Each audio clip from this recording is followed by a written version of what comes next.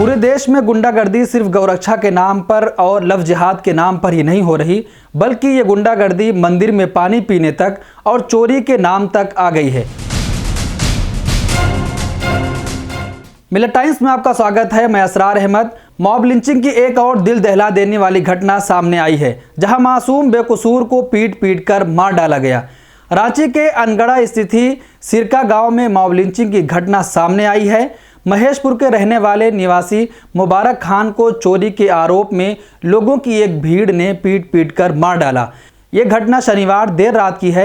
इस वारदात के बाद मुबारक खान के घर वाले और गांव के कुछ लोगों की गुस्साई भीड़ थाना और मृतक के घर के आसपास जुट गई।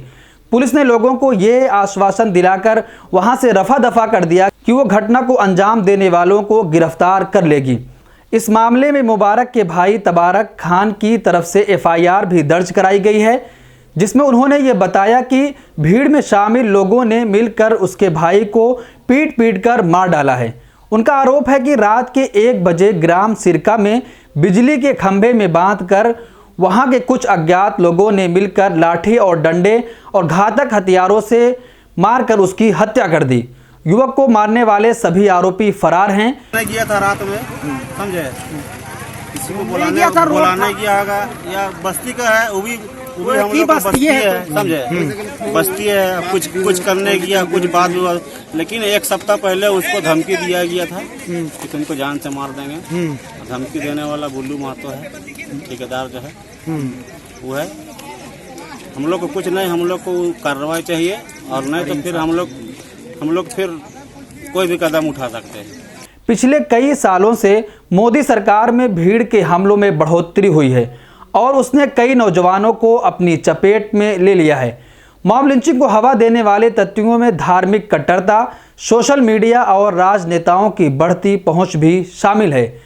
मोदी सरकार में अब तक तकरीबन 200 मामले मॉब लिंचिंग के सामने आए हैं। भारत में भीड़ के हाथों हत्या यानी मॉब लिंचिंग के मामलों में हुए इजाफे ने बहुतों को परेशान कर रखा है।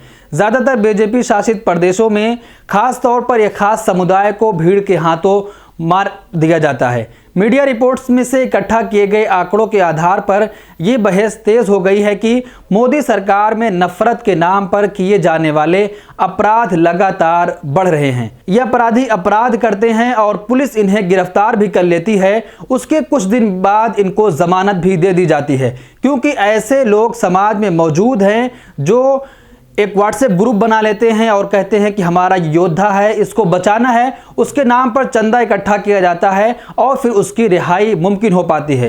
रिहा होने के बाद उसका फूल और मालाओं से स्वागत होता है, जिसकी बिना पर ऐसे लोगों के मनोबल लगातार बढ़ते ही जा रहे हैं। इन लोगों को सज़ा देने के बजाय इनको रिहा कर दिया जाता है। ऐसे ही ताज़ा लिंचिंग की कोशिश की जा रही थी गाजियाबाद में। अब उस गुंडे के नाम पर भी एक ग्रुप बना है और उसकी जमानत की कोशिशें कराई जा रही हैं।